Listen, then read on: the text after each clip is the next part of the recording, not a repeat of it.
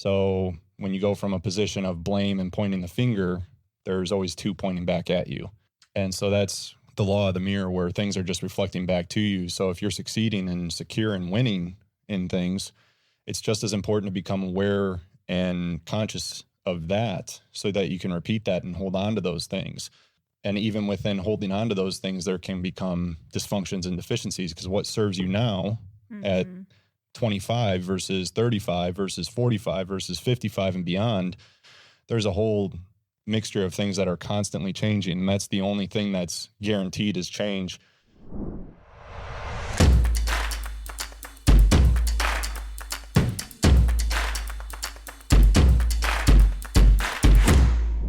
Welcome to the second edition of Remember You. We're happy to have you today, where you unlearn everything you've learned in the past about finance, mindset, and health.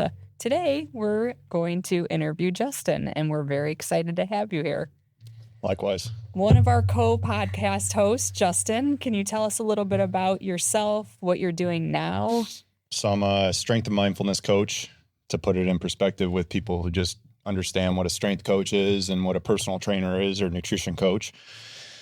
I work in all those fields, but in addition to that, it's bringing in more of a holistic practice with mindfulness, which I would define as self-awareness, right? So looking at all perspectives, not just physical, but mental, emotional, spiritual aspects of yourself, and developing that. And everybody's a unique puzzle piece for what they got going on in life.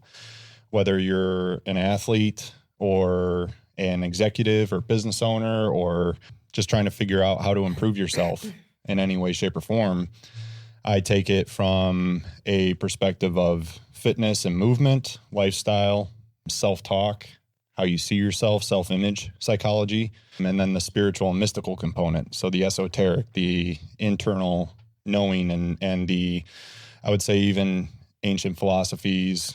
If you're familiar with Carl Jung or familiar with Alan Watts, I definitely take that type of approach with communicating with clients and looking at things from a deeper, more internal perspective. So I really look at the law of the mirror, how reality really is just a reflection of our own thoughts and our own perspectives. And that translates into so many different avenues, which I'm sure we'll get into. But that's a brief explanation of what I do personally or professionally. And personally, I'm a father. I have a 14-year-old son.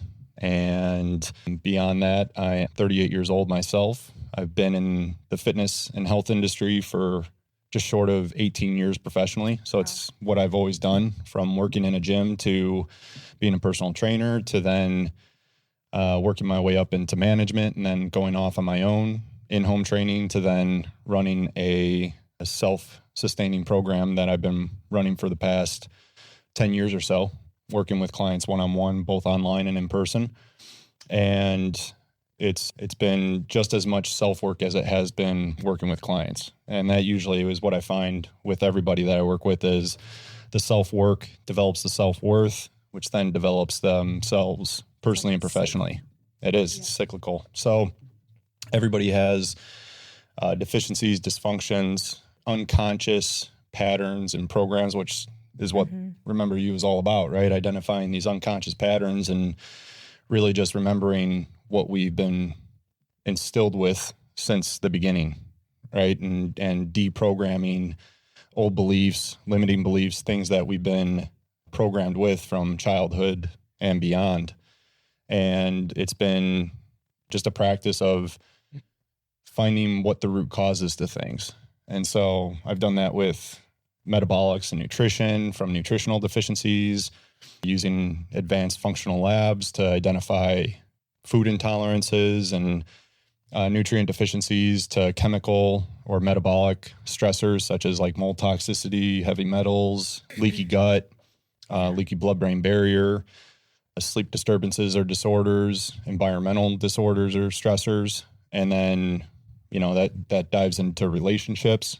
And then there's the movement side of things, where strength coaching comes in, is really becoming more physically aware of movement, of your maybe unconscious patterns that may be causing pain or contributing to pain. When it comes to athletes, it's improving their physical performance. But again, I approach them the same way as I do with an executive or business owner, where we're finding out the other aspects of their lives where they may be limited or dysfunctional in, and then bringing light to that. And there's a multitude of therapies that I dive into, very holistic practice, which really just means looking at it from all those perspectives that I mentioned earlier, from physical, mental, emotional, and spiritual. So, and going back to the holistic part, I remember the last podcast you mentioned playing football. mm-hmm. So because you had the experience of playing football in college, I guess high school, yeah, you have experience of how maybe your mindset affected your ability to deal with other teammates, maybe coaches, and just the way you presented yourself and the way you were able to play in the game. Is that right? Yeah. I mean, my biggest quote unquote failures have been my greatest gains, Mm-hmm. where it's looking at getting the feedback and taking it as constructive criticism and going, okay, you end up finding that you're the center of it all. So when you go from a position of blame and pointing the finger, there's always two pointing back at you. And so that's what is the law of the mirror, where things are just reflecting back to you. So if you're succeeding and secure and winning in things, it's just as important to become aware and conscious of that so that you can repeat that and hold on to those things. And even within holding on to those things, there can become dysfunctions and deficiencies, because what serves you now at 25 versus 35 versus 45 versus 55 and beyond, there's a whole mixture of things that are constantly changing. And that's the only thing that's guaranteed is change. So it's being aware of what works now and being willing to release and change as you go forward. And that's where I find in the fitness space and the health space that people find something that works for them and they stick with it for years. And then it serves you in the beginning. Relatable. But yeah. Totally. And it's, you got to learn how to balance both the yin and yang of things, the recovery, the rest, the peace. And then you also have to embrace the intensity and the strength and the power that comes along with it.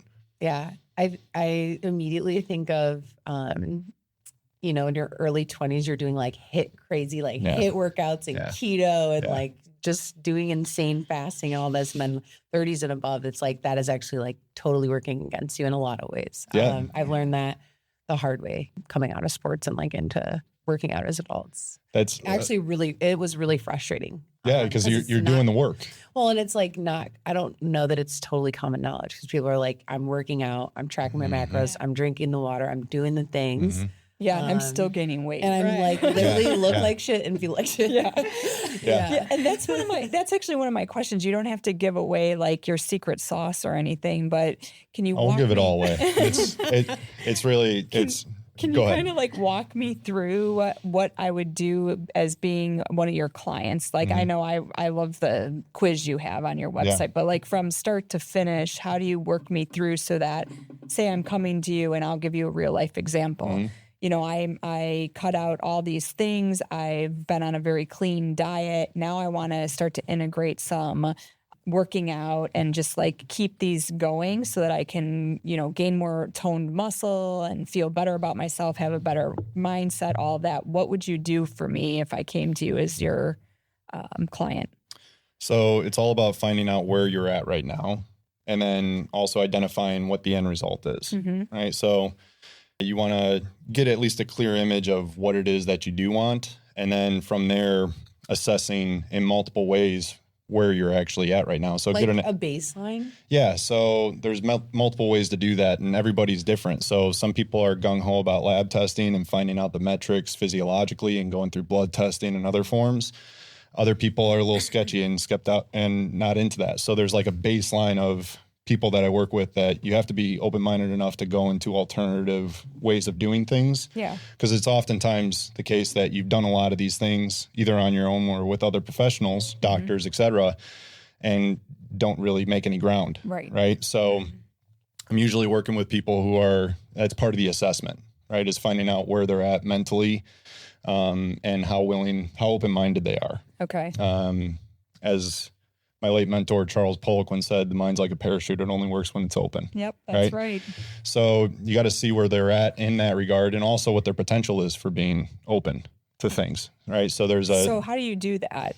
So it's intuitive. Okay. A lot of it is intuitive, just being able to read somebody and feel somebody out. And well, because you had so much, you've worked with so many people. Yeah, it's like, just there's gotta years. be patterns. Yeah, like, there's so many years little of flags that are like, oh, I've seen this before. Yeah, X, Y, Z. idiosyncrasies, and you're like picking up little ticks and how people handle things, and also what they respond to. Some people, like a racehorse.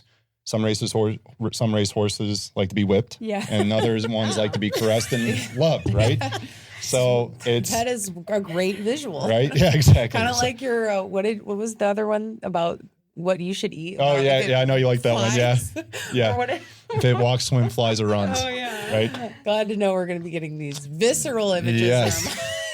But that really is like that's part of the art of coaching, is implanting images or ideas. It is. Sure. It is a form of hypnosis. So if I have an open mind, I'm good. Say I'm like, I'll give you a real life example. I love my cookies at 3 or, like I just love them. Mm-hmm. So I will do whatever I need to, have a blood test, whatever you tell me to get rid of that cookie. Cause I can't do it with my willpower. I've tried to hypnotize myself. I can't what kind of cookies? I know. Chocolate chip. Can't you make a replica protein cookie or something?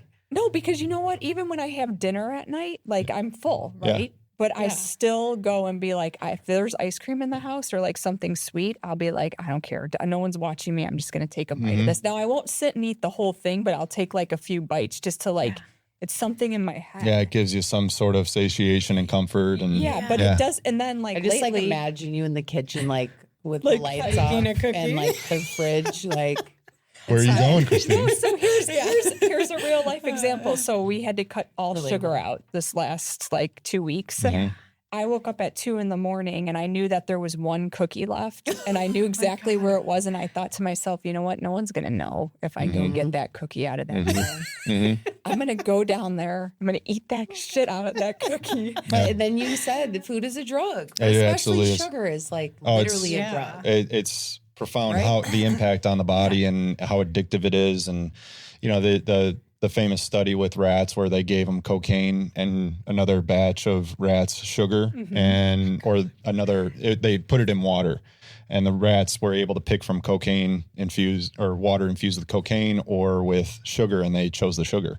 And it's the same effects. I'm a sugar rat, so yeah, it's so to put it, you're willing to do everything, and it's there's several ways to do it. First, I do it through a questionnaire and looking at you inside and out metabolically, because the symptoms leave clues of what's going on. So it's reverse engineering. It's reverse engineering it. Yeah. So you're dealing with these situations as you're explaining carb cravings and whatnot. There may be some other things going on that could be related to mood or gut health or any type of experience like that. So I give a questionnaire and analyze that and see what the priority is, because there's always one priority over everything else. So if there was gut issues, let's say, and sugar cravings, I would attack the gut first. I would look at that, right? There's an order of operations, because in functional health, it's like a domino effect. If you line the dominoes up correctly, all you have to do is topple that one domino, and it takes care of everything else. And this is where people get frustrated with, because they're trying to hit this stack of dominoes, and this line of dominoes is still up and standing, and you don't know how to get it, right? So proper assessing in multiple ways. So metabolically, that's looking at your body and how you're feeling and everything from sleep to what I just mentioned. And then the other one that I do is what's called the Braverman test. This is a neurotransmitter assessment. And it brings in Western medicine kind of mixed with Eastern medicine, where it's able to type in your neurotransmitter dominance or your balances or imbalances neurotransmitter wise. What is it called? The Braverman test. Okay. It's by Eric Braverman. Cool. Yeah. And you can take the test yourself. It's called I think it's bravermantest.com. And they put together this nice type test that you can take, and it gives you a full analysis on things. And you'll find that, and it's something that you need to kind of instinctually do. You don't want to second guess your answers. and it measures out 4 different neurotransmitters. So GABA, dopamine, acetylcholine, and serotonin. And so those are the 4 main neurotransmitters that impact your behavior, your cravings, things of that nature. So if there's an imbalance there, it kind of correlates to what's going on with you with the sugar cravings. Yeah. Now, it's not the only thing, because you combine this information. And what I really have found myself to be really feel like it's a natural, but it takes a lot. You got to have awareness to be able to connect dots that are completely uncorrelated to the normal person and say, this connects to that. So prime example is just on a very simple level. Let's use your sugar craving, for instance, right? So that could be correlated to perhaps gut dysbiosis or an imbalanced gut bacteria, which could be secreting some type of toxin within the bacteria form itself that could be triggering some type of neurotransmitter imbalance that could be causing a behavioral imbalance, right? Wow. So that's one way to look at it. And then we use nutrition supplements, therapeutic supplements to correct and use it as a drug to enhance or calm things down or balance things out. But then there's the other aspects of things. So it's like, what's going on at home? What's the environment at home like? What are you doing in terms of holistic health, lifestyle wise? Are you in front of the computer all the time, on the screen? You know, that drains dopamine, which decreases focus and drive, which decreases your willpower, right? Yeah. So there's all these things that you know what you need to do, but you just don't do it. Why? Yeah. And there's something going on from multiple angles. And so I don't attack everything all at once. I'm looking for, you know, the lowest hanging fruit. And so that's where it comes to an individual perspective. Like if you're running a business and you're working 60 hours a week and you have a family at home and dysfunctional relationship because work is too heavy and you don't have enough time to spend time with your family, and that's a deficiency in and of itself, then we need to look at probably the easiest thing to address is a nutritional deficiency, to where you just start taking a certain set of supplements that'll work for you, that'll balance out the neurochemistry and start to create more balance. So you start handling stress at work and at home more effectively. You're less reactive. And now we're doing self-talk and self-work. This is so wild. Right. Yeah. And then, It's like a web. Yeah, it is. Yeah. And so now you start to orchestrate things in a different way. And now they're having better conversations at home, which relieves the stress, creates more connection. Right now they're having a better love life. And then in addition to that, they're handling stress at work better.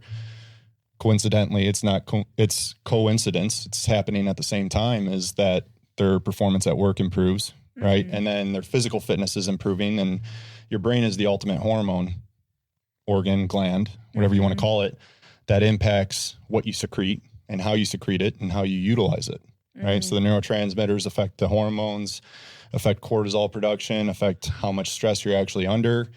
That's a vicious cycle that happens. People get caught up in this stress cycle where it's like you're tense, you're not breathing properly. So now you have upper respiratory breathing. So now your chest tightens. Now you feel it in your neck. And now you're dealing with physical pain on top of emotional pain, right? So all these things just cascade, and it's like, how do I fix this? Yeah.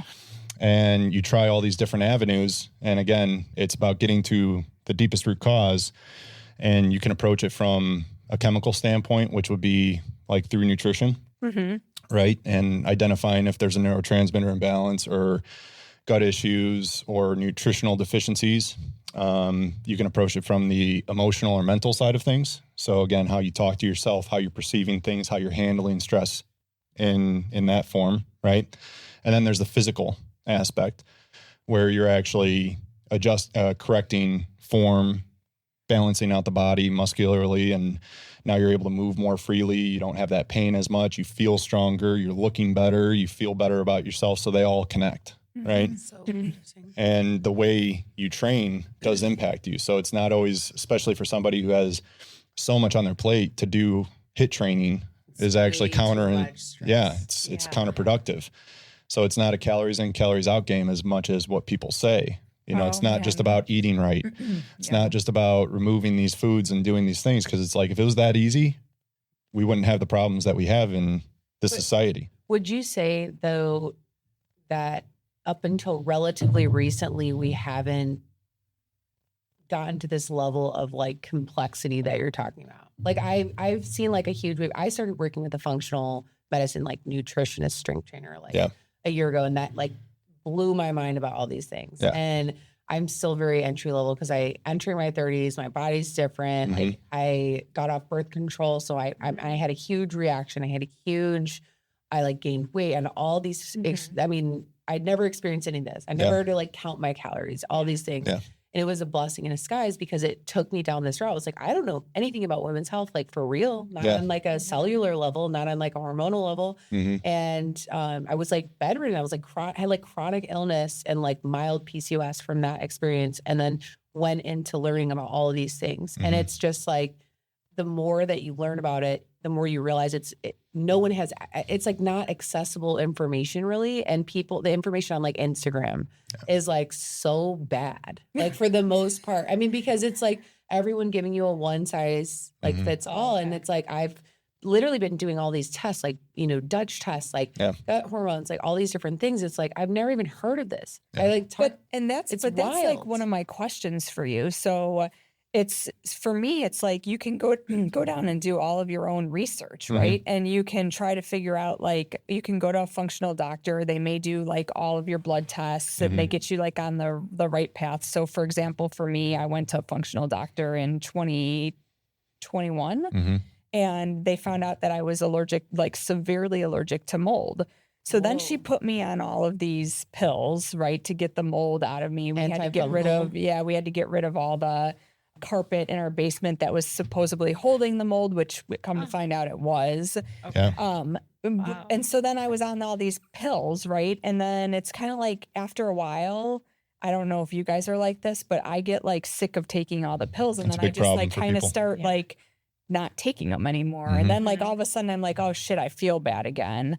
So then I like am like, oh, is it still the mold? Do I have to go back to the doctor? Like, how do you recommend keeping people on a good schedule and like a continual check-in? So I go and I'll go on like spurts of, okay, I'm taking my D vitamin and my K2 or whatever it is, and my fish oil and like my mushrooms that now everybody's saying you need lion's mane and all. So I have like 5 different, like 10 different pills that I'm taking on a daily basis. And my kids make fun of me and they're like, dude, mom, you're probably like killing yourself by taking all these pills that you don't need to take because you're eating healthy or whatever. So like, how do you recommend not following like the latest fad, but it's really it's so much, like it's like constant, but doing something that's right for you, and which is where I think functional medicine is like going, but we're not quite there, and it's so hard to discern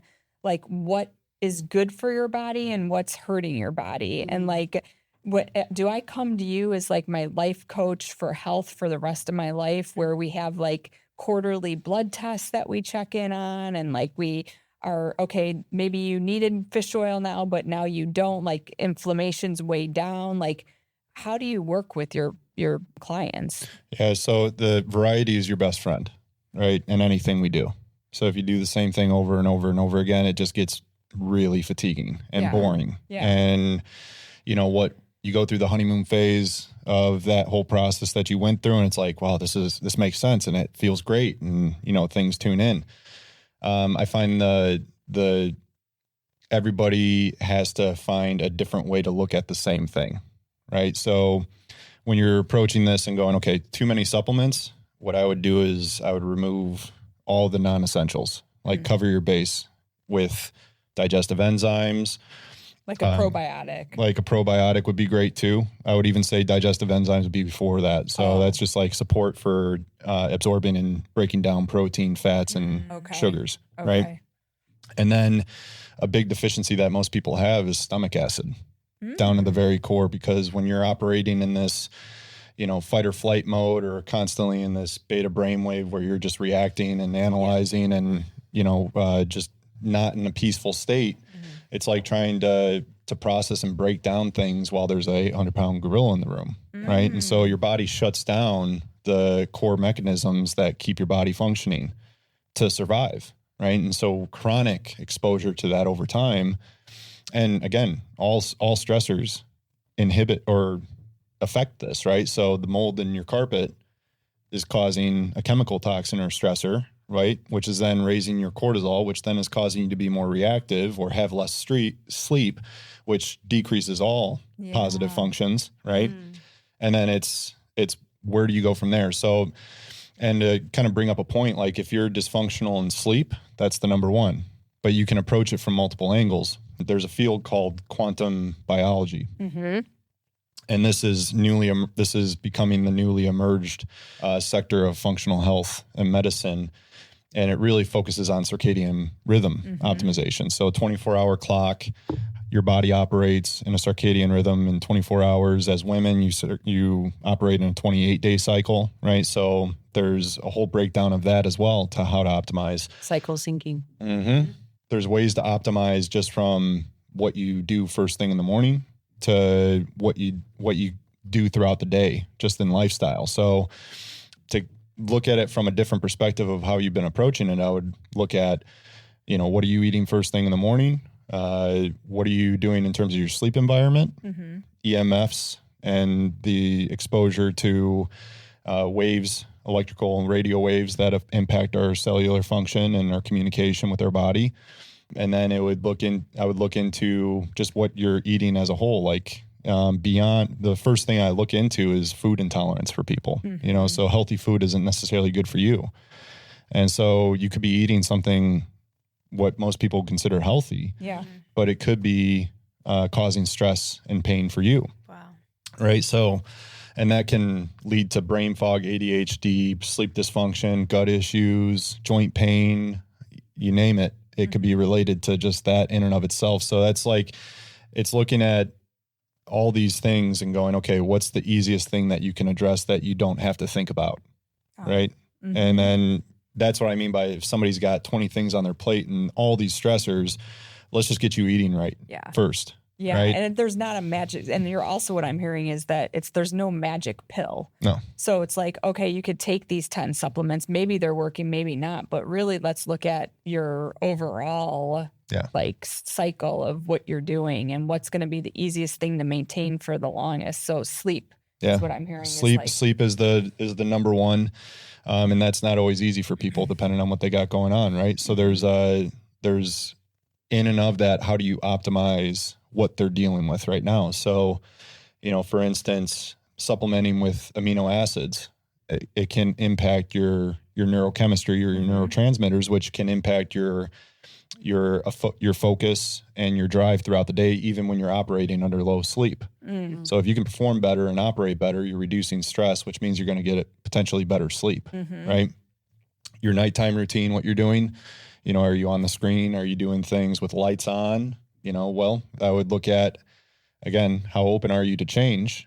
Remove the lights, change the light bulbs, put them to incandescence. Even better, go with just candlelight, right? Yeah. And just focus on that. Honestly. Yeah, it really changes you. you. Do you do the candlelight? I have, yes. Really? Yes, I used to. I have a bunch of really good questions for you, but I wanted to add to this is that when you first for me, getting into all of this, like on a cellular level, biological level, it's so overwhelming at first. Yeah. Being inundated by all the trends. And then you're just like, okay, well, I literally just want to try everything. Kind of is fun at first. Yeah. It is. It is. It's crazy. Yeah. Like, what is happening? Like, wearing these glasses, going outside, like putting salt in my water. Like, what? It seems crazy. Now I don't even think about any of it. Yeah. Like, literally, I have the best story of moving back to the Midwest. Last summer, I was such a huge person that does grounding. Like, I'm like so about it. Like 3 times a day, I just go and lay in the yard, like with my dog, and just like take a minute. And it's like I forgot that's like not really that wave of these simple things is not like normalized here. Yeah. And I have a huge field behind our house, and I was like walking with my dog, and I just like laid in the field really early in the morning. I was just like in this great meditation, and the neighbor like runs out to their fence and is like, "Are you okay?"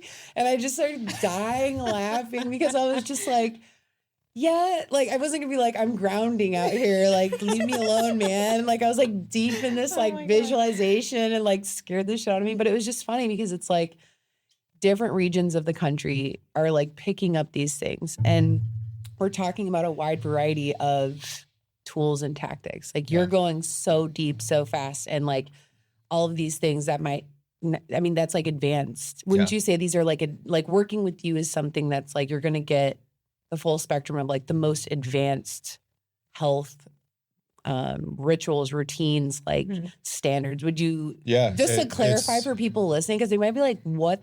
Yeah, it's heavy stuff. Like we're going 0 to 100. Like, and I'm just like, and I'm personally like with you, and I like can hear all this, but I'm like having a flashback to when I first started. And I had a friend of mine who was just like so far ahead of me. It was like irritating, like, because I couldn't, or like, here's a vitamin or a sunlight app that'll tell you the best vitamin D like access throughout the day. Like, I'm just like, whoa, like, where do I begin? I can't even exist. And it's like, I've been doing everything wrong. So to bring it back, what would you say, like you're saying, these like initial hacks, if like you have nothing else, you don't have time to get the trainer, you don't have time to do the macros, you're literally running 1,000,000 miles an hour. What are like the top 5 things that are like easy? Maybe even top 3. Yeah. I think the first thing is getting reconnected with nature in some way, shape, or form. So example is getting outside first thing in the morning with sunlight. Crack your window. In the field. I mean, with your neighbors. If you want, It might be concerned. Or I mean, you could do it as a community event and say, hey, we're all going out there. Yeah. Like I tell clients, go for a walk and talk, right? If you're gonna carry a meeting, go with your clients or your team and get outside some way, shape, or form. If it's cold outside, you can crack a window, and just having that window cracked in the office or in the room makes all the difference. Because the light is it is a nutrient. Our body absorbs it, it utilizes it, it does affect. And just to give you an example, it's like it impacts your sleep, right? Totally. Like if you got the blue light blaring all over the place and you're watching TV, your sleep is going to be impacted because of that. So there's a whole cascade of effects that happen with that. So connecting with nature and getting outside, and these things are so simple, they're overlooked. So it's almost easier for people to go, give me a supplement, give me this thing. And that's what Instagram and social media is infused with is you got gut issues, take this pill, it'll fix it. You got sugar cravings, take this, it'll fix it. And they got all these testimonials and all these claims. It doesn't work. Right? And they got great marketing. I mean, it's wild. Yeah, they got great marketing, but they don't address the foundational things that you could feel better for a little bit, but if you're not getting these foundations that we're talking about here, which is sunlight. So starting the day with sunlight. Yeah. Walking as much as you can. Basically reconnecting with nature. What I do is I recommend, here's an easy way to spin it, is like after a meal, just go for a 10-minute walk. Go around the block, right? It improves your blood sugar. It improves the absorption of nutrients. It decreases stress. Yes. Right? Yeah. So and you calm yourself down. You're just calmer minds always prevail. So your body calms down. You get in circulation. You're getting sunlight. So making it a habit. And these are things that it's hard for them to see themselves doing it if you're not doing it. But it is so foundational. I can speak to that. So when I had my company, I was working 90 hours a week, and I would take my food to my desk in front of, because I had nonstop meetings from like 6 in the morning till 7 or 8 at night. Yeah. And I mean, it was like meeting after meeting, and I would sit and I couldn't, and I knew I needed to get up and walk, but I couldn't figure out like how to manage my schedule where I could be like, well, I can't be on video on this call because I've got to, take a quick walk around the block. So I just never did it. And unfortunately, I paid the price. How would you, I mean, I ended up selling my company and like really reducing my hours and everything. So I was forced to have a different lifestyle, but somebody who has to keep that lifestyle up, how would you suggest that they incorporate that? And like, is it small, just a little step, like maybe just in the morning, or how do they, what you're saying seems so simple is my question, but it's hard when you're in a situation that demands a lot out of you. How do you implement? How do you get implement past the bad I mean, I had a bad habit and I was a self-proclaimed, I'll say it now, a workaholic. And I know it was from other trauma in my life and that I had to get through. Yeah. when I was in it, if someone said go take a walk, I would be like, yeah, I don't think so. Whereas like insane. I'm the opposite now, where it's like I literally block it out on my calendar. Prioritize it. Because so that like people can't book meetings with me. Like, and I just do it. I try to do it like at least 3 times a day, or I have one super long, like hour-long walk because like I just want to get off screens. And it's like in that walk, I'm literally so nerdy about this because of the same reason. It's like I know if I do that, if I haven't gotten any steps, that walk equals 10,000. So it's like it's like my last resort. It's like, oh shit, okay, well, I gotta go do the long walk, and I'll hit my little goal.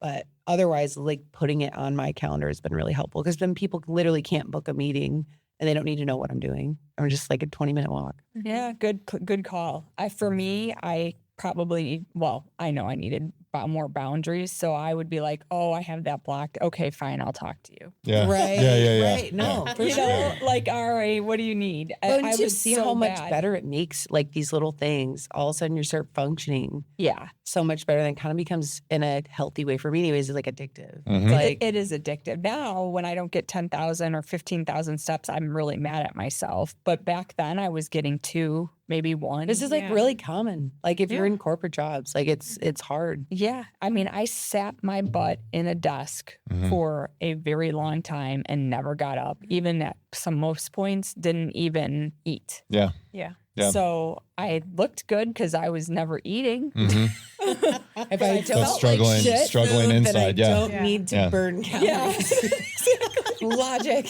But It's going well. That does tell you a lot about why I Burns you had out. my 3 p.m. I needed sugar. Yeah. I hadn't eaten all day, and I would go down, quick grab something, and that's how it was almost, now it's like a bad habit that I just need to break, right? So I guess going back to my question is like, how would you say, is it scheduling time out for our listeners? I think if you're that heavy in the trenches with work and it's hard to break free from the things that you've been doing for years or for a long time, in the case of sitting at a desk and doing these things, it's like how to integrate certain things so that you don't have to take time away, but still do the things you need to do. Yeah. And then over time, you'll find other ways to open things up. So cracking the window is just a prime example. Yeah. You don't have to do anything other than just crack the window. Perfect. And it's, because give you an example, like the unless it's like quartz glass or quartz crystal windows, which I think do exist, but it's very uncommon. It filters out all the spectrum of light except for the blue light. So when you don't crack that window, you're not allowing the full spectrum of light to come in from the sunlight, whether it's overcast or not, whether it's cold out or not. Having that little crack in the window makes a difference. Because if you're there for 8 hours, That's so easy too. Right? Like even me, my crazy would be able to crack a window. but Love to the point of walking and getting in nature, right? You can combine those two things together. But if you're stuck in an office or at a desk all day in high demand, I got a lot of clients who are, one thing after another, and it's guerrilla warfare as one describes it, right? There's something that I learned from a strength coach, David Lawrence, calls it movement stacking, where for like, let's say you got back-to-back meetings, right? You can find 30 seconds to a minute in between those meetings to do push-ups, squats, go up and down the stairs, Love it. do something like that for 30 seconds and just do that in between. Or something that I'll implement too is every time you go on your phone or go on social media, it's a big addiction for people, is if that's a problem they're using. So I'll look at their screen time, right? And see how often they're actually on their screen for productivity versus just the dopamine hit that we get from social media. And look at that and go, okay, we need to start training you differently. So every time you pull up that app, you're going to do 10 push-ups or 10 or 20 squats. I love that a lot. And so it trains like, do you want to look at that and actually do them? And then, I love that. I'm going to do that with my kids. yeah. That is such a great idea. Yeah, it starts to integrate a new behavior and more awareness around the behavior, right? And then it has a pro to it as well. Now you're implementing movement, and stacking that over the day is far different than sitting all day and not doing anything. Okay. Right? Well, I'm excited because I don't want to do push-ups, but I do want to do like one pull-up by the end of this year. So we'll talk about that later. Yeah. But I want to reverse engineer this even more. So now that we're breaking down on these like basic hacks, if you will, or whatever you want to call them. Would you say the best thing for someone to do before even like getting into this level of like functional and integrated health. I'm not sure what you want to call it, of doing like an audit of their life, Mhm. like literally looking where the hours are spent during the day, even on average, and then what you're consuming. And like, again, going back to that baseline. Because I Mhm. think for just speaking for myself, I just didn't even know. Like I was like Yeah. literally running from thing to thing. And I was just like, there's no way I'm spending that much time Yeah. on that. Yeah. It's impossible. And then like looking at it and being like horrified, you know, like Yeah. I'm on social media or I'm literally in meetings. Mhm. Like there's no reason for someone to be at this many meetings. And Yeah. like it's ridiculous. It actually is true. I You know kind of it's- wonder, like, why did I have 12 Right. hours of meetings a day? Like, what the hell was going on? I'm literally known as a person that's like, this could have been an email. Like, send me a voice note. I'm like, Yeah. God, such a waste. But so is that like something that kind of like what you're talking about with this, you know, when you first start with a client, you're like, where is everything at from a baseline? Yeah, it takes some time. You know, you can look at their calendar and all those, but you're also picking up trends over the weeks, Okay. like with communicating and connecting with them and seeing where the bottleneck is, because they'll show you over Right. time, right? Yeah. You'll see what's going on and how was your day, how was your week, what was going on there, what do you have to deal with, what do you have to deal with going forward, and it's usually some work related or combination of personal and professional aspects of things. Yeah, I'll look at what they got going on in their calendar. If it's that packed and that busy, then I'll start looking at how to schedule and create boundaries. Mm-hmm. And a lot of times when you have that much going on, there's usually like a people pleasing effect to it, Yes. right? Where you can't say no. Yeah. Mm-hmm. And so we start working on that and start saying, okay, we need to set up boundaries. You need to start delegating. You need to start optimizing your calendar in different ways to where you need time for yourself. Right. I love that. Yeah. I actually wish I knew you then, Yeah. because I think if someone would have, I had like a coach to tell me like, all right, let's look at your calendar. Mhm. Like now with AI, there's so many other different things we could do, but like, let's optimize it. Where are you spending your time? Why are you doing these things? Is it just to make sure that you don't trust people? Yeah, Or what yeah. is it, and like, how do you get to the root cause Mhm. of why it is that I feel like I have to control everything? Yeah. Yeah. That's that control factor is really big, especially in high performers, right? Because it's like, that's what makes you feel safe Yeah. and worthy, I was because just gonna say that. there's usually something that we experienced in the past where we weren't safe or didn't feel worthy. So we find a way to do that in our professional life that makes you, and then you just get obsessed over it. Yeah. Totally. So it's finding that there is no such thing as balance, but there is a balance within your being Mhm. and whatever that looks like. So you got to find the things that you can delegate out effectively. And if you can't, we figure out how to do that. And that can take time. Just as like, if you want to go from 30% body fat down to 15 or 10% body fat, that's going to take time and different periods of different focus, and how to start to automate or offload some of the things that no longer serve you. Mhm. And from that, it can be as simple as, is this going to get me closer to the end result? And if it isn't, then how do we either eliminate it or delegate it out? Outsource. Yeah, Very cool. Can I ask a question? please. So I want to go back to this woman's hormone thing. Mhm. I know that there is very little information out there about women's hormones, and I think I read something or watched something recently that said there's actually more information about how to turn somebody into transgender than a woman going through menopause. Mhm. There's more research there than there is about women in menopause. And going back to what Christina was talking about with like hormones and how bad it is for Yeah. women, There was no support. there's no You're just, like, support. Did at the all. removal of it and we're like, good luck. And I had no, Yeah. like, and there's so much you can do, Mhm. like, to like be prepared for like what your body goes through. And it's like, Yeah. I had to like figure it out. And there's not, even when you go to, as a woman, you go to a gynecologist and you're like, okay, I've had 2 kids. I've had a miscarriage, whatever. Like, these are my things. Mhm. And now this is what's happening. Like, maybe I have some irregular bleeding or whatever it is.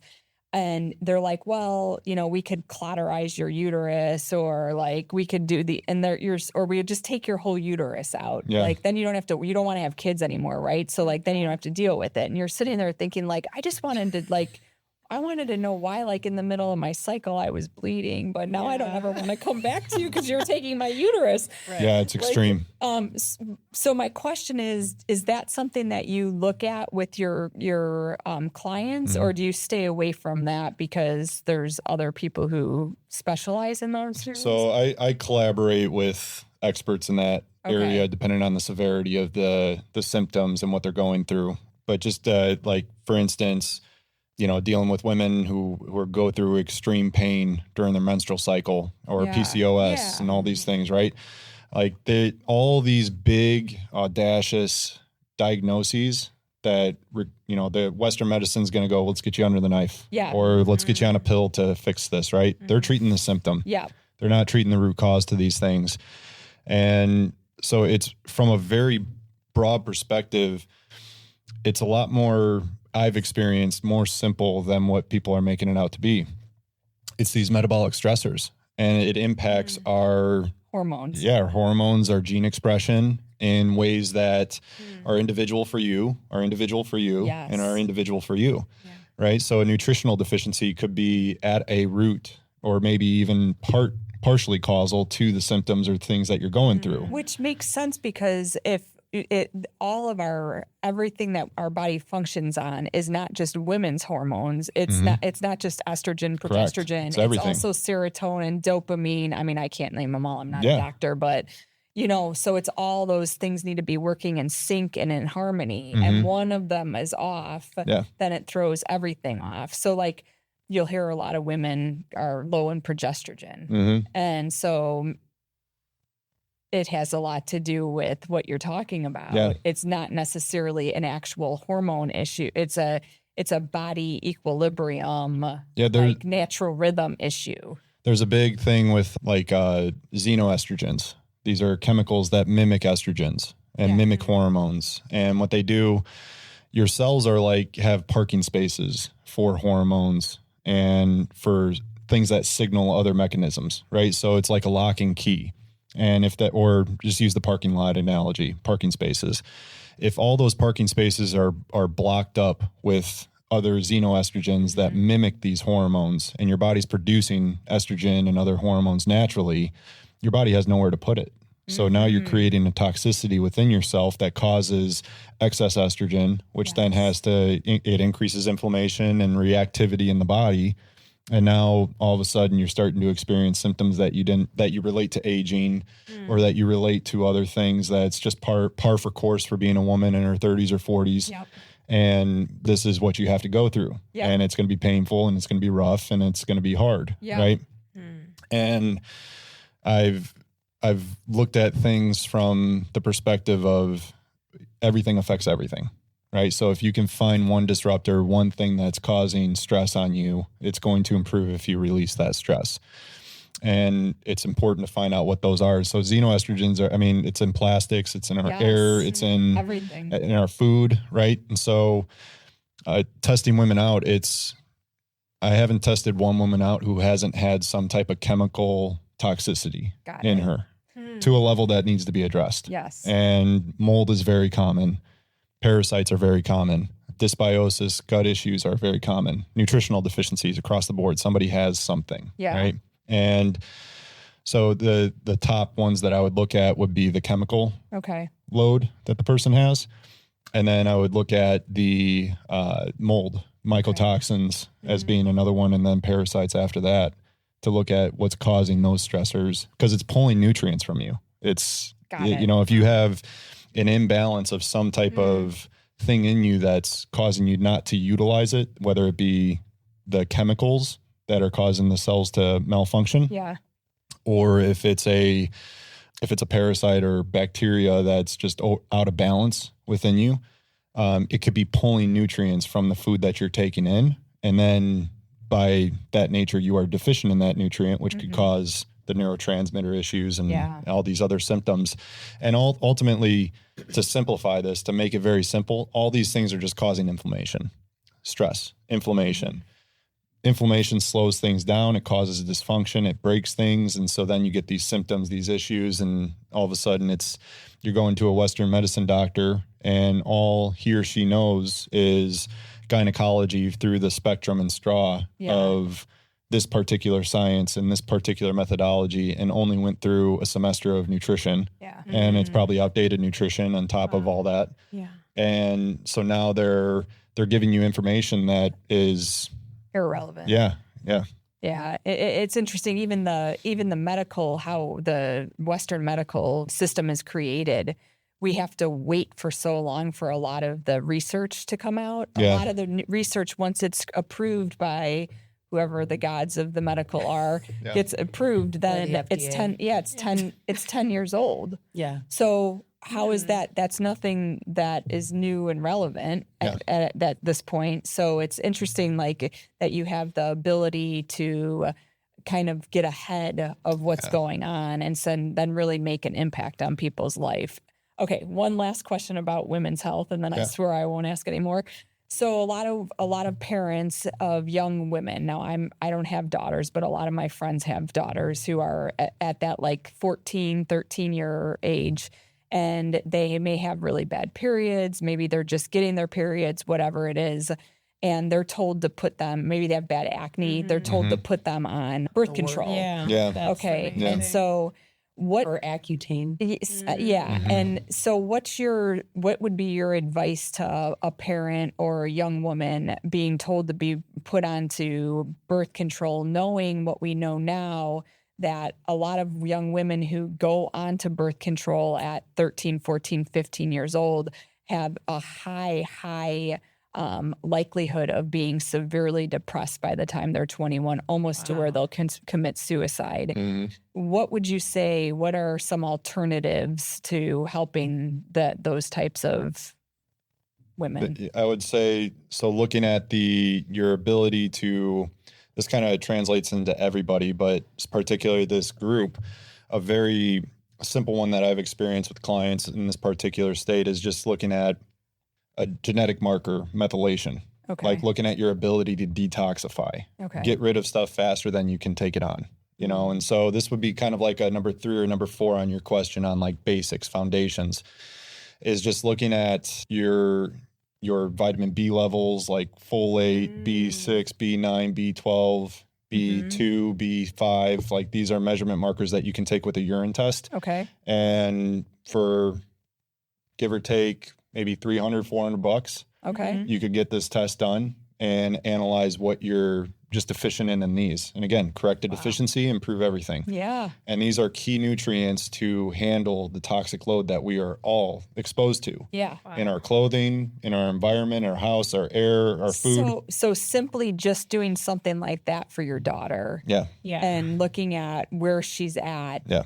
And maybe that will clear her face up or make her cramps go away, instead of just automatically going on something that it clearly is not good for our bodies. When I hear those symptoms going on physically, that just says to me stress load. And it's not just how you're handling the emotional stress. Got it. It's looking at how you're handling these chemical stressors and how you can get rid of them. Sugar is another thing. Chemical load of what they're taking in food-wise is another, like that red 40 and all these things coming out, right? Yeah. You got to be looking at, what you're eating, and that of course plays a part.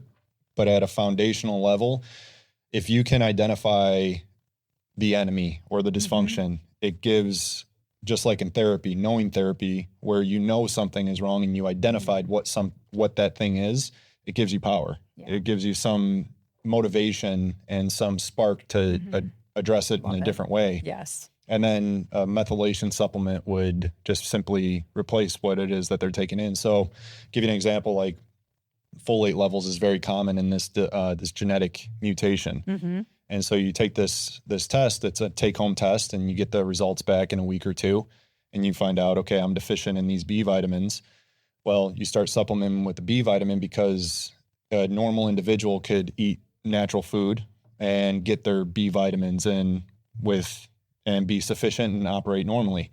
But somebody who's suffering from ADHD or just overthinks, is hyperactive, is finding themselves to be reactive, and then have physical strains on top of that, like you mentioned, that those are all associated with those nutrient deficiencies, with those B vitamins.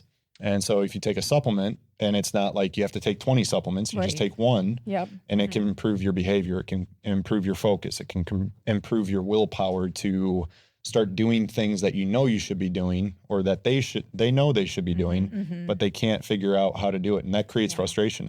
That's right. It's really defeating. It is. When you're, it's so much easier for me now to just be like, why wouldn't you just do these things? And it's like, you know, like, come on, everybody, like, go walk outside, go lay down in the grass, like, drink water, whatever. But it just, that experience that I had going through that, I had never been sick in my life. You know, like, I've always been very, very fortunate. And it was like almost 2-year period of me having like a mild, at some points pretty severe, like just chronic illness. Like, I was literally constantly getting the flu. I like couldn't get out of bed, like couldn't work out, like all of these things. I'd never experienced that. It was like such an awakening, but it's like, I remember being so frustrated. I not even being able to like even think to do, like, I had no energy emotionally, you know, you're just so defeated. And like, I have certain family members close to me that are at that phase. And it's like, what do you tell someone who's there? You know, like what is the one tiny, you know, cause to me, it's like all these basic things. I'm like, I'm going now. Like, let's keep adding it on. Like, I love it. But like, when you're there, it's like, when you're there, it seems impossible. Even opening the window. It's like, you know, you tell, like, that to me is like, okay, come on. But when you're in it, it is like a feat to open up the window. You just feel buried. You know? And the thing is like opening the window, is it going to change that symptom right away? Probably not. Exactly. Right? It's not going to fix the thing that you got going on. So that's where I find like really getting into these advanced functional labs help to go, oh, okay, I'm not crazy. Like, there is something wrong with me. That makes sense. And then you got to correlate and connect the dots for them, because there's a lot of lab testing services out there. And they'll give you the information, but it doesn't explain you to you 100%. Personally, right? They need someone like you. Well, I mean, I know I need someone like you, because I could go and get all those tests, but I'm like, oh, no. Okay, it's calligraphy. My other, literally, it's like, what am I, Sanskrit? Don't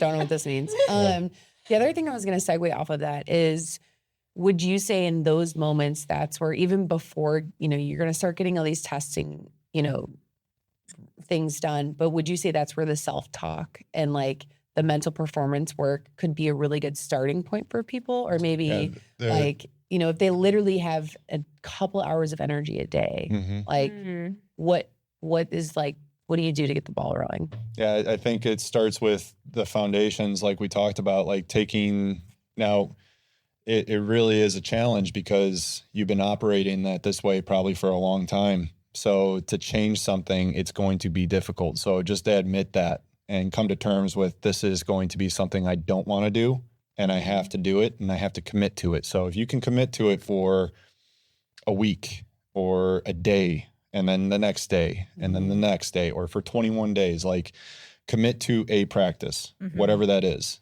And it's getting up, drinking water, then opening the window or getting outside, going for a walk. Now, during that time, you can put on a podcast or an audiobook. Nutrition comes in many forms, right? It's not just food. It's also an information. What's that? It's Atomic Habits. Habit stacking. Yeah, right? Habit stacking. One thing after another. So that's a great book to add into the mix. Now you start seeing things from a different light. You're listening to somebody from a different perspective. And so now you're changing your mental nutrition. Right? And then you're getting light, and it becomes more addictive. That sunlight becomes more addictive. That's the thing. Like I say, it's a long-term solution, doesn't give it results right away, but all of a sudden, if you do it for 7 days, you're going to start craving it. Right. And your body starts to change subconsciously. And you just watch like a young child, right? And you want to go back to what that spirit, because I believe that we all have a young child in us.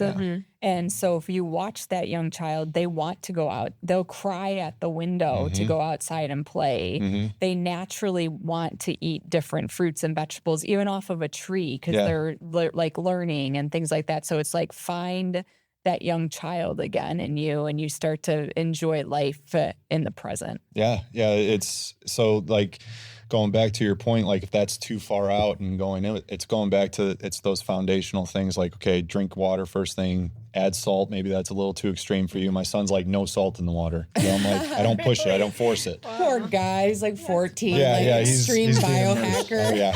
Yeah.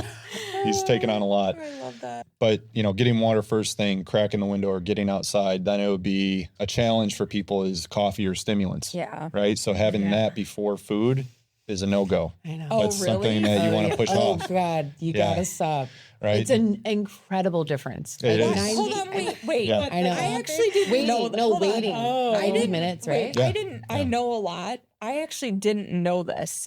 So like they say that you should fast. I don't know who they are. The common narrative. Is that you fast and I you can disagree have with that. and you can have and you can have coffee Yeah.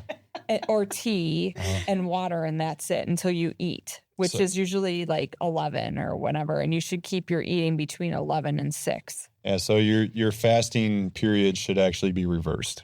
You're breaking the fast in the morning. Yes. Right? Breakfast, breaking fast. Especially for women. Especially for, it's across, yes, because it's a hormonal cascade of things that you create with the first food that you eat, right?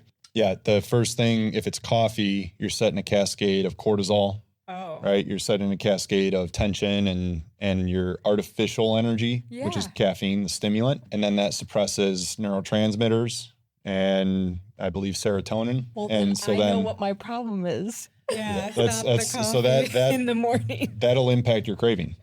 That'll impact your cravings. Which is why I'm hungry for sugar at the end of the day. Like you get the cascade of, so what suppresses cortisol? Insulin. Yeah. They're inversely related. So when you have this kick, right, cortisol is bumping up. You're noticing that when you wake up at 2 a.m. in the morning, you're having this thing to suppress it, which is insulin, sugar, right? And then it calms it down. You feel cooler, you feel calmer, you feel good. Yeah. And then you're on with your day. Yeah. Yeah. So it's what you do first. Start off with a good day and you'll have a good night. And then you have a good night, you'll have a good day.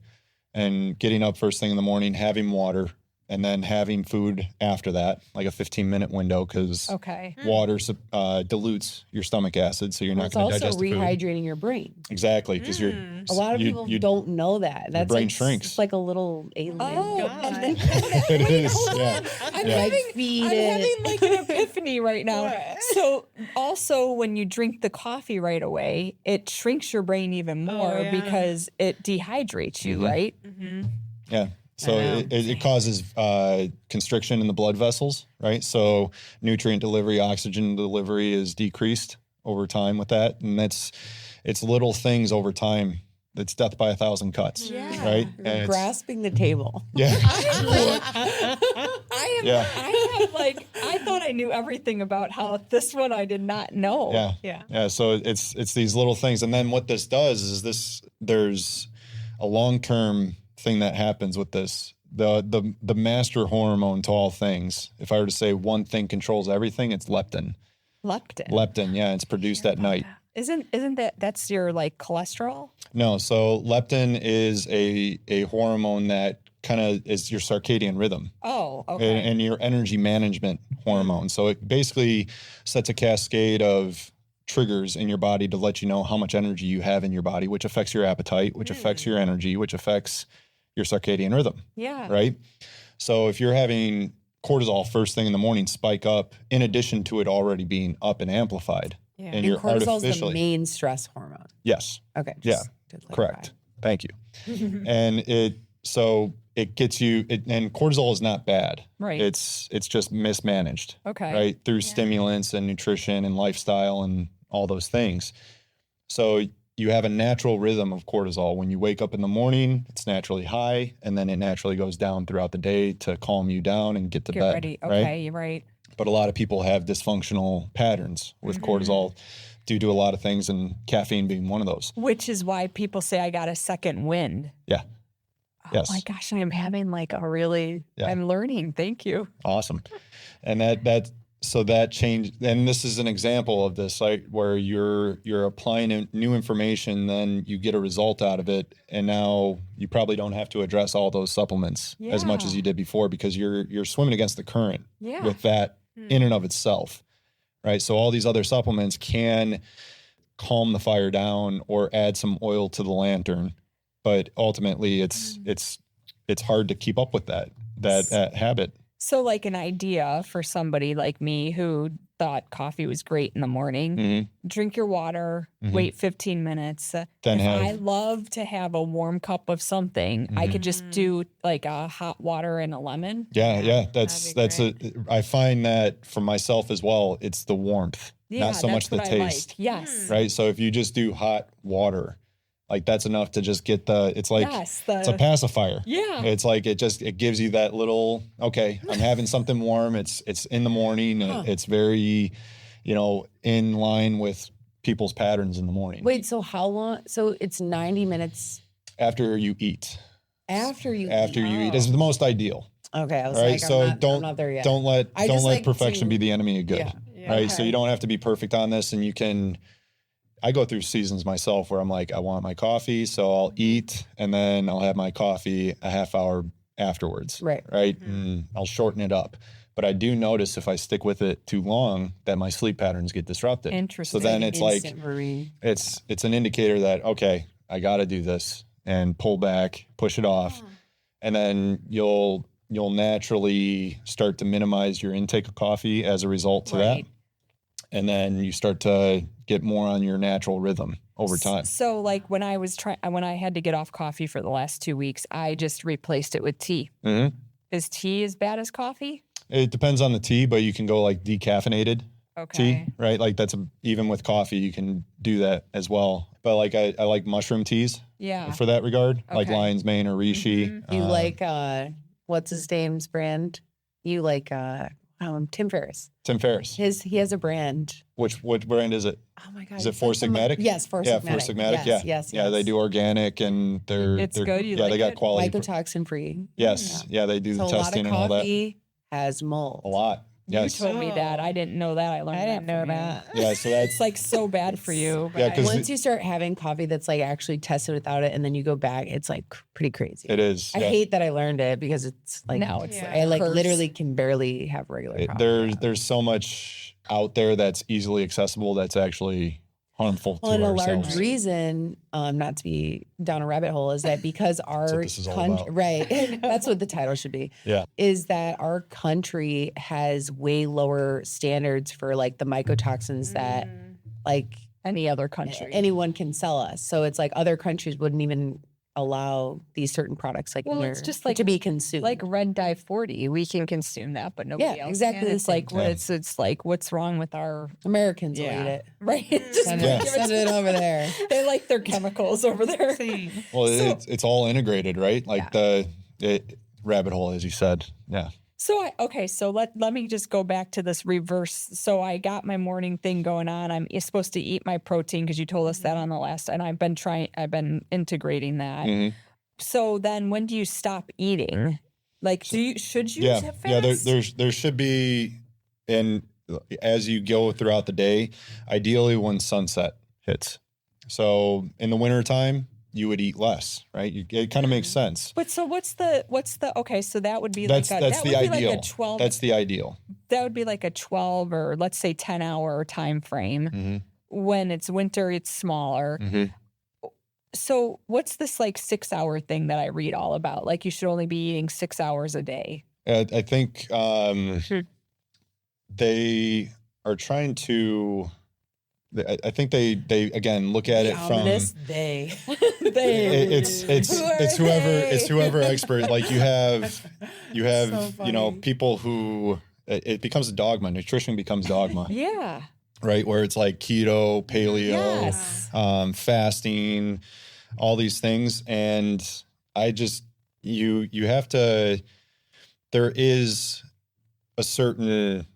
Like where you were born or where your genetics derive from do impact what you should take in and how you should eat. So right? really what you're saying is you can go on any fast. You can do anything that that's right. That's right for you. But honestly, what really needs to happen let me answer your question on regards to the window and why do they do this to keep it simple, because we can go, we're going down some deep stuff here. So the food impacts your energy, right? It impacts how you're operating, Yep. right? Food is a drug. So you have a steak, you will operate and feel different than if you had donuts, Right. right? So Oh my God. if you, right? So, the protein stands for priority.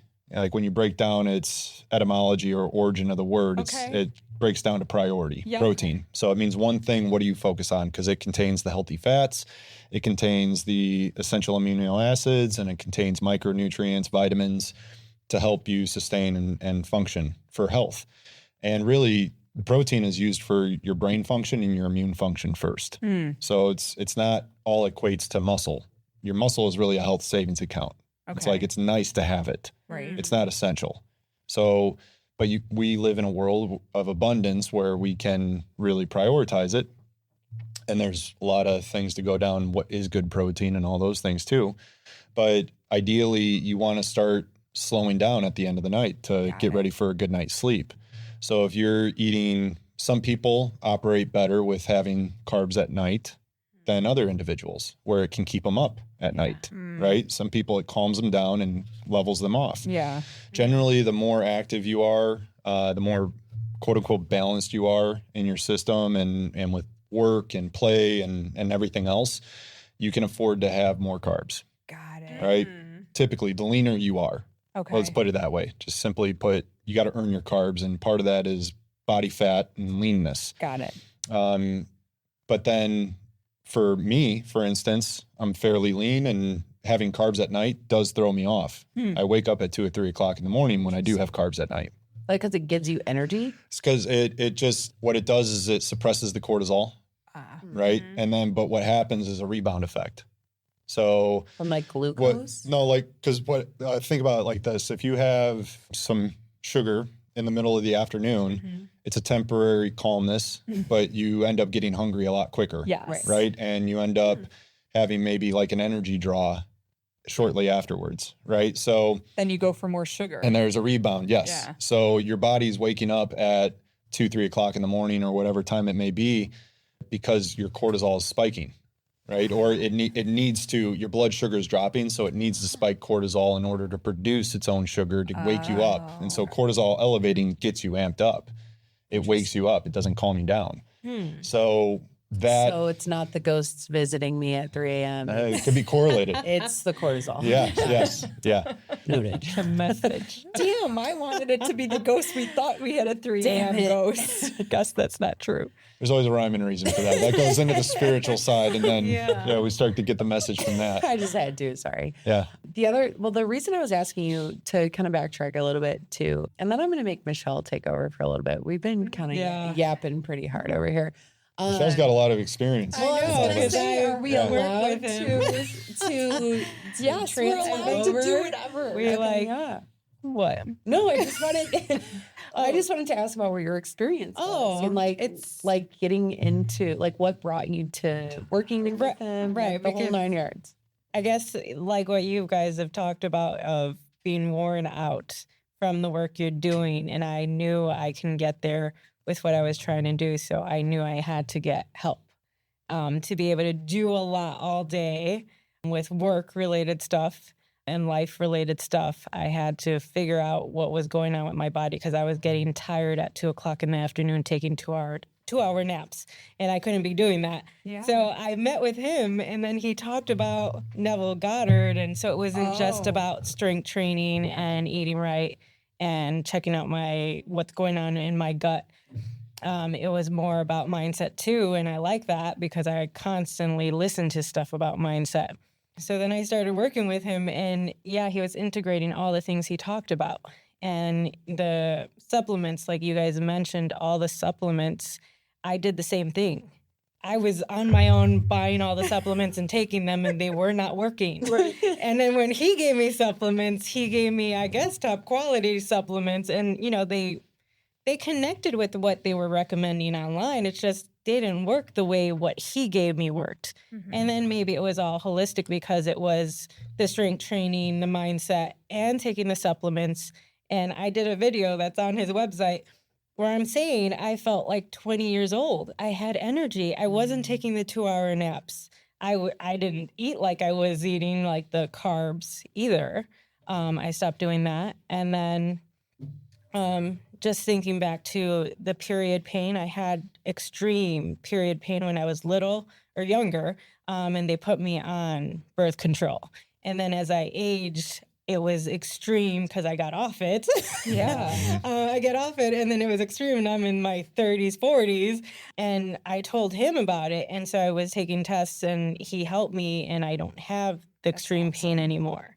But I didn't correlate it with the food, like carbs and desserts I was eating and fried food. I didn't think of all that. So when he was helping me, and why I think it's holistic of we need to decide to make the time for ourselves to do the workout. I meet with him 3 times a week, 1 hour each time, and it makes a huge difference. Like I've seen the inflammation in my body go down in my face, in my abs, I'm constantly sore, but that's okay. That's good, right? It's good to be sore, right? It's part of the work. Yeah, it's part of the effort. Yeah. So he helps literally me can't with sit that. down. You know, trembling. Walking down the stairs. Yeah. But I'm going to the Not that sore. shaking while she's going to the bathroom. Not that sore. No, that's what's strange. It's not that sore. Like usually when I would go work out on my own, yeah, it's like you can't sit down. But with him, it wasn't. And he has the foam rollers. He tells me about that. I had no idea that those were really effective. Mm-hmm. And he has me like use them when there's soreness in certain parts of my body, like the back, my lower body. So that's amazing. I got one for my house and my husband's using it. But, you know, all this is holistic. And so our mindset has to be ready to say we're worth the time that it needs to take 3 times a week. I think minimum, we need to be doing the strength training. And when you work with him, he doesn't make it so difficult.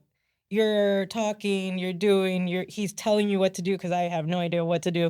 And then it's effective. You see it like in 9 months now, I don't know, 7 months. I see the difference in my body and I'm happy with it and I'm feeling good. And he just tells me about adjusting different supplements. I'm still working on that. And having to take all those pills is an adjustment, but I like the difference that I feel. So it's worth taking it because when I get off it, like, I don't know if it's the multivitamins that are helping or something's helping where I don't get so tired and I feel like I have so much energy and I can, like yesterday I had back-to-back meetings and these are meetings all over the place, you know, they're not in one location. So for me to go through my day and enjoy it and not feel stressed about it and like be excited about it. And I think that's amazing.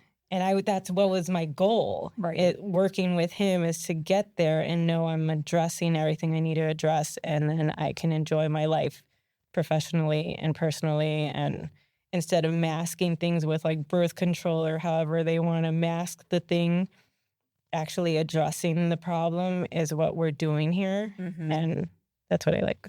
The thing you mentioned with the quality of supplements, I think that's one of a big thing people overlook. Yeah. And I've been mentored by some great coaches who work with Olympians, and you know, these athletes their livelihood is on the line by what they take. Yeah. We've heard of the athlete who took a supplement and it had some ingredient in it and they got banned, right? Or lost their medal.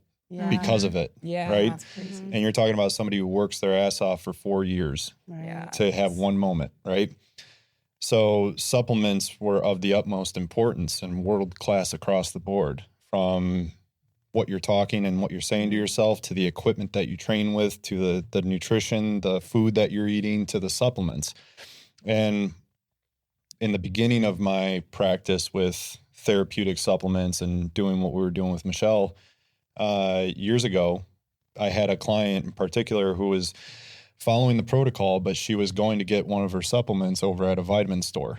She wasn't getting it from what I recommended, which was from particular companies that have been proven to be thorough and pure with their products and ingredients. Because was it like bioavailability, like a huge thing? It's a big bioavailability. So having basically a nutrient requires another nutrient to be absorbed and utilized, right? And so like give us a quick one. Is it like vitamin D and K? yeah, like those are synergistic. Okay. They help, and magnesium, for instance, helps with vitamin D absorption. Okay. Right. And so if you're missing one, you could be taking something else and deficient in the thing that's helping absorb the other nutrient. So and that's probably why, the synergy that she experienced to help. That's right. So I have a question about that. So when I had a really hard time getting pregnant with my second son. And so they did a vitamin D test on me. They put me on a high dose of vitamin D because I had like 6 or something. It was like really low. And it was like 20,000 IUs of really good, pure, like pharmaceutical grade vitamin D. Wow. What happened, and the doctor told me it was all in my head, was I started having severe panic attacks. Severe. And I could only attribute it to the vitamin D because it was the only thing that was changed in my diet. I started reading and researching about vitamin D, and I realized that I probably had a magnesium deficiency. And so then I started taking magnesium, and I stopped taking the vitamin D, and I felt better. So that was like a real thing. They told me I was insane, but I just thought, well, I can know my body and I'm going to try this and do it, right? And I just went with what felt right in my body. But that's like a real thing. Like if you're if you're taking too much vitamin D, you can actually like almost overdose if you don't have enough magnesium in your body. Yeah, you can have too much of a good thing and it can cause the imbalances that you experienced. And the other thing too is there is an ego in this profession. Right. And it's like, you can't tell them wrong. You can't, they'll just wave it off as not insignificant and not a big deal. And that disconnects trust within yourself because now you're like, okay, I'm being called crazy here. That's right. That's how I felt. Right. And you're dealing with this and it's there. And they told me, the endocrinologist said, well, you're never going to get pregnant then if you don't take that vitamin D. I'm like, that vitamin D is making me insane. I'd rather just not get pregnant then. There's science looks at things through a straw. And to your point with the research, being 10 years late, like, you get ahead by being ahead of the trend, right? In any level, whether it's business or athletic performance or anything else, or reading your spouse, right? Being ahead of what they're going to be going through, and you can anticipate that, right? Yeah. So that aspect of things where it's like, it's this way or no other way is very myopic. You look at things just through a very narrow viewpoint and you can't see the other things that could connect or correlate to that. And from supplements, if you're going to take some things, you got to look at it holistically and realize that you may take this supplement and you'll have a different reaction than this person taking that supplement. And the dosage is just as important as the quality too. Do you mind if we ask what supplements you're taking? You have like a baseline? Well, I guess he's well, magnesium, and I think most people are deficient in magnesium. So so he's got whatever he provides. Yeah, so there's 5 different types of magnesium, right? So the main magnesiums you want to go with just simply should end with an ATE, like glycinate, threonate, orotate, citrate, right? It's got to be bound. This is the example of bioavailability. So if you take magnesium and it's magnesium oxide, for instance, is a very common one you can get from a drugstore. But I really think they should, like, whatever brand or whatever you're recommending is the one. Because, like I said, I bought magnesium at the store. I bought all this. Well, yeah, because you get the thing that says calm, and it comes in like a thing, and then it's I get the gummies for my husband. Yeah, you only get like a centimeter of I don't know if they're working. I don't think they were working. Yeah, great marketing. I want to be calm. It's not calming me down. It's making you more insane. Yeah. Right. Yeah. So these actually, like, I feel good. I noticed the difference in my body. The multivitamin, it has iron. I thought that made me have more energy than just any other multivitamin. It just made a huge difference. So that's why I think his are better quality, and I don't know the brand. Yeah, so there's several good brands out there that I work with. Some you can get access to just directly on your own. Other ones you have to have a license or some certification to gain access to these, because they're dealing with extremes all over the place, but they want to make sure that the practitioners using them knows how to use these things, because they provide such great resources. Like you talk about, the information out there for women's health and hormones is very limited, and it is until you go into the right rooms. 100%. Right? And then when you get it, it's a plethora of information. It's a fire hose. And it's that exactly in a good way. And I've been privileged to be able to work with some great practitioners from Dutch labs. They provide so much education on their from their labs to to what they're measuring out and how it correlates to all these issues, from ranging from autism, ADHD, PCOS to menopause, perimenopause, all these things, right? And you can really gain some ground by looking at these things from a different perspective and finding somebody or a group or practitioners who really put practice in for this type of stuff. Was there a question? I don't know if there's. Yeah, I was asking you what your supplements, because I supplement just redid my supplement stack through my nutritionist, and it's really I've never spent this much money on supplements before. It's expensive because I was always getting it's a big investment. Yeah, but it was I just had the conversation about quality, and I wasn't exactly buying them from Walmart, but it was I didn't understand there really are certain brands. I mean, I spent over $200 on 3 or 4 things, and it's I actually just started the stack a couple days ago, and it's you feel the difference. Wait, hold on. Wild. So the next podcast, can we bring in all of our supplements and you can go through them? That would be a good. Let's do that. Best. I don't know if we can do that. That we're gonna get I was sued. where's the lawsuit? We've got a lawyer. It's fine. It's all opinions, right? It's all just opinions. Yeah, it's just opinions.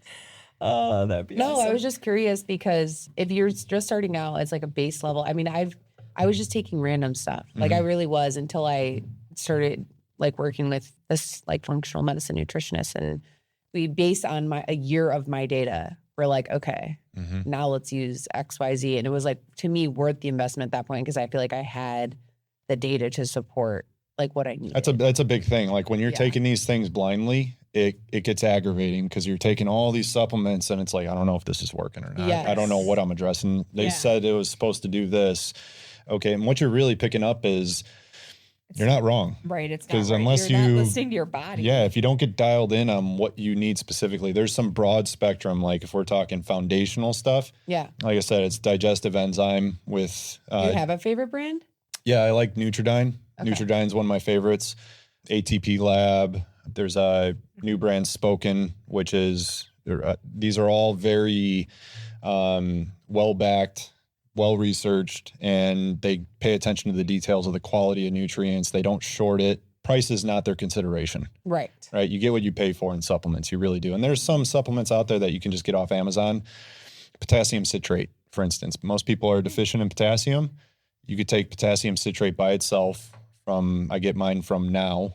And that's a very cheap ingredient. Right. You don't have to go through crazy quality control to get that ingredient. Right. But for somebody who's going to, say, dose with glutamine, which is an amino acid that helps with GABA production and balancing out your gut health and your brain. And if you're taking a high dose of that and there's contaminants in it, I had a client who, that was one of the supplements she was taking, and she got sick. And I was she's I get sick every time I take this. And I'm well, where did you get it? And she's I got it from Vitamin Shop. And I'm oh, I can't guarantee the backing of this, that there could be some contaminants in it. And even the casing, the pill casing that they put the supplement in, I didn't realize if you got to really watch it. Yeah. And a lot of them have the pork gelatin in there, which is really bad for you. Yeah. And if you're intolerant to pork, right? That's I didn't know. You big deal. So yeah, I am. We did the test and found out. Yeah. And I didn't know. Oh, did you bring it with? Yeah. So this is my.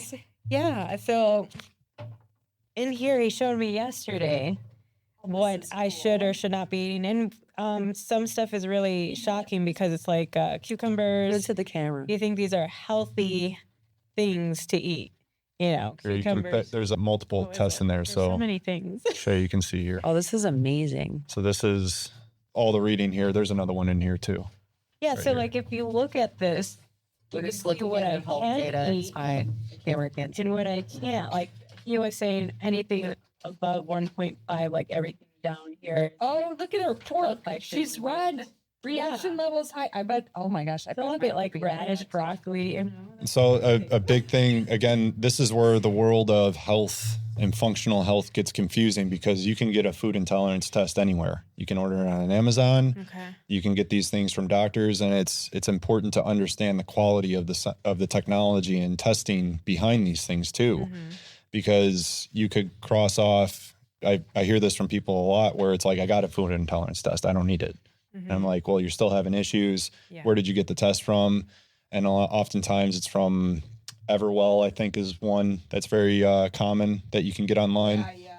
And It may not be the best quality yeah, test. you're not getting good information. Like information, accurate information is important. Getting inaccurate information creates a lot of frustration, because you're like, okay, I got this information. I'm going to start doing this, and I don't get better. And if you're not getting accurate information, it goes back to the beginning of assessing properly, right? So if you're getting the right information, you can take good action and intentional action behind something, and you feel confident about that. There's an energy, there's a mentality behind that, and then there's the intensity that you approach things with. Right. And the same thing goes with strength training. Like if you're not training intense enough and you're not confident in what you're doing, you could lead to injury, or just leads to long-term frustration. Right. And I think as we talk about what is good for people to start off with, I think it's just as important to acknowledge that cheap information is just as bad as not doing something. Right? That's a really good point. Yeah. So Because it's so easy to, like, again, we've gone from this all levels of like education levels within, this world. yeah, And to me, it's so easy to be like very all or nothing. And it's like, well, I can't get that quality of supplement. So it's like taking, a more basic vitamin D. Like, is it worth it? But it's like, where do you draw the line? It's like getting started is just all that matters. yes. Right. And you would say, Well, I think saying everybody has to come get started with Justin. That's what I think. I think so Because too. look at this stuff. I mean, this is so cool right there. Yeah. Like that's It's kind It's of it's what very you're useful. saying, though, It's is very it useful. is the Wild West. Like functional medicine is like, in the sense of like, because of the years of experience you've had in trying different things out, you're able to use that experience to know what testing facility or, labs or whatever are going to actually provide you accurate information. And it's just like anything, who you surround yourself with is what you become, right? So I'm a big advocate of Right? that. The top 3 people you spend the most Yeah. time with is who you end up becoming. So if you're looking for a business mentor, you want to make sure that they have the results and the experience, or the results and the life that you want, right? The business that you want, just as much as somebody who's at the level of health that you want. And then you got to look at that. Like, okay, what are they? Influencers all over the place are living the lifestyle, living down South America somewhere, and living that life, and don't have any kids, or their business is their life. That's it. That's easy to integrate and have health when your business is health. But what happens when you have a business completely disconnected from your health, and it's actually been one of the causes to the lack thereof. So it's important to get the right information and be around the right people. And I stand on the shoulders of giants in regards to all this stuff, where I'm getting information from the people that I see are doing things at the highest level, and their integrity is intact. Right. Yeah. And then you're able to pass that on to your clients Yeah, with exactly. information like this, and show them like how much love and appreciation you have. Yeah. And then that passes on to them themselves. This is amazing. Yeah, it's a great test. It's just a blood test that you can have a person tech come out to your house or your business and just draw the blood, and it's minimal time, and you get the results back in a week, and then you're looking at things. She's like, I was eating all this stuff that I shouldn't eat. And I'm thinking it's healthy. Like, I mean, it's like basic things like weigh protein in your protein shake. and what you're recommending. Well, and even the pork, like we stopped eating pork for the last, like, I don't know, 8 weeks now. I feel so much better. I bet my pork would if I did that, would be off the charts bad for me. And the thing is, this changes over time. So somebody who hasn't done a test in years, you want to retest because your body changes. Something as simple as like Pavlov's dog, right? We're familiar with that test where you ring the bell or you rang the bell and then the dog would get a treat. And then over time, that bell was correlated to the treat without the dog getting the treat. And it would just produce the digestive enzymes and saliva. Well, if you're in a stress state, as you were talking about with back-to-back meetings and all these things, and you're on high alert and you start eating food and it could be normally good for you, but you're eating this food in high alert, stressful state, you're essentially training your body to react to this food in the same regard. Oh my goodness. So if you do that for 6 months, 12 months, 3 years, over and over and over again, something that wasn't a big deal in the beginning starts to become a big issue at that time, right? So we're training ourselves in ways that we don't even know and becoming more consciously aware of these things, mindfulness, right? Becoming more aware. You start to look at things differently. And now what was hard at one time is no longer hard because you're like, oh, okay, that makes sense. Okay, now simply just tell me what to do and I'll do it. Right. And now the resistance starts to go down. And now what you know you should be doing, you start to just naturally do because it's information that makes sense to you. And you start to feel better. Exactly. Right. That's the And key. that's You're the getting goal. results. Yeah. If you're getting results, and it's oftentimes people come to me when they put in the effort, but the results don't equal the effort they're putting in. And that's usually where I meet people at that point. Let's figure this out. Yeah. They're ready to figure things out in a different way. Well, I think we're coming up on our end here. Do you have anything? I have one last thing. Yeah. Shoot. Okay, this is a game. Okay. Wellness trends for you to rate. Oh, okay. 1 being terrible, 10 being best. All right. I'm just going to rapid fire this. Okay, cool. Cold plunges, 3, red light therapy, 5, intermittent fasting, 2. NAD plus supplementation. Put it at a 6 or 7. Even like the inject. Isn't there like one you can get that's like a IV? Yeah, you can do IV drip or you can do the Which one's better? NMN, like sub. Yeah. I like the one that you just use underneath the tongue. You just spray it in. Okay. Sorry, keep going. fine. Blue light blockers. 9, Oh, wow. maybe 10. Wow. Yeah, I have those at home. I'm going to use them more often. Yeah. Seed oils being toxic. 10. So do you recommend eliminating them completely? Yeah. Okay. CGMs, continuous glucose monitors for non-diabetics. I've done Interesting. So I'm not big on monitors, so I'll put it at a 2. Oh, I got. Grounding and earthing. But to each individual, though, if it helps I you. just was in a data mode. Yeah. I I know. Yeah. I would put that at 10. Grounding. Okay. Yeah. Methylene blue. Let's just put it at a 2, 3. Okay. Yeah. Sleep tracking wearables. Again, 2. Really? Yeah. It's analysis paralysis. Yeah. It's like if Trust but- me, I've learned. Yes. Yeah. A lot. And then there's EMFs within that tracker, right? So you're adding technology to the piece, and I'm not big on the technology side of things for that. Okay. Microdosing psychedelics for productivity or mood. I put that at 10. Okay. Yeah. Eating raw. No comment. Eating raw liver or ancestral eating trends. I think good intentions behind it. Doesn't have to be raw to put a note behind that, but ancestral foods, organ foods, I'd put up there at a 10, 9. Yeah. they taste so good though. I like liver. You can take like liver tabs or do things like I that. have like the bovine or Oh Yeah. whatever the supplements. Take that. Yeah. Okay, castor oil packs for detoxing. Oh, I've never experienced that, so I can't really. I put it at a 5 in the middle. I'm Okay. not against it, but I'm not experienced in it either. Okay. Mitochondrial support. So stacks like PQQ, CoQ10. Yeah, I think it's a good support system. It's not the most essential thing, so I'll put it at like a 6 or 7. I just started a really expensive CoQ10. I think it works actually. Good. Yeah. Structured water or hydrogen water? I think structured water is up there. It's big. Really? Yeah, big on the list. And you don't have to do it you don't have to get like structured water or a hydrogen ionizer. You can just put water in a copper tin and put it in front of the sun or a glass container and let the sun absorb it. Those are simple ways to actually structure your water. Huh. Yeah, I put it up there at it's so simple. It's a 9 or 10. You don't have to do much with it. Last 4, dry fasting.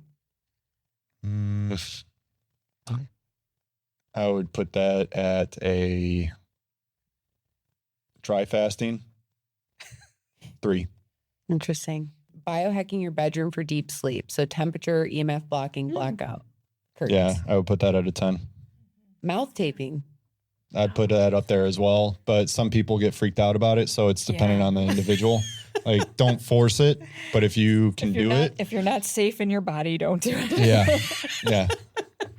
So I'll put it at let me put it this way. So if your mouth is open, you're waking up with a dry mouth, what you're doing is you're causing a cascade of stress in the body internally because it's the entrance to your body, right? So it causes all sorts of dysbiosis in the mouth, and then it transcends into the gut. And now you got bad bacteria in your gut, and that causes stress. But I think I'm sending you guys a picture when I tape my mouth. Yes, yeah. There's some cute ones. There is some. I've seen them.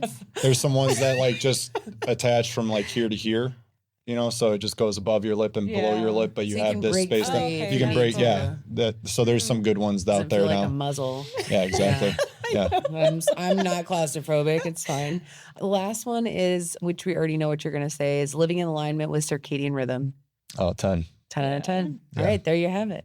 Those are the top wellness trends right now. Sweet. Thank you for doing this. This is amazing. I feel like enlightened. Like I want to go audit my life and do it again. We'll have all your information. We'll have all your information at the bottom of the podcast so people can check out your website and Are you taking with clients? Yes, I am. Yeah. So it's a application process. So I don't take on everybody, but as part of the assessment process, but regardless of which, whoever applies is going to be directed towards some vehicle. So I don't leave anybody high and dry, but I got everything from, recommended books or other practitioners or simply just getting on the right foot for whatever they need. Awesome. And website? strengthbeyondbody.com. Beautiful. Thank you.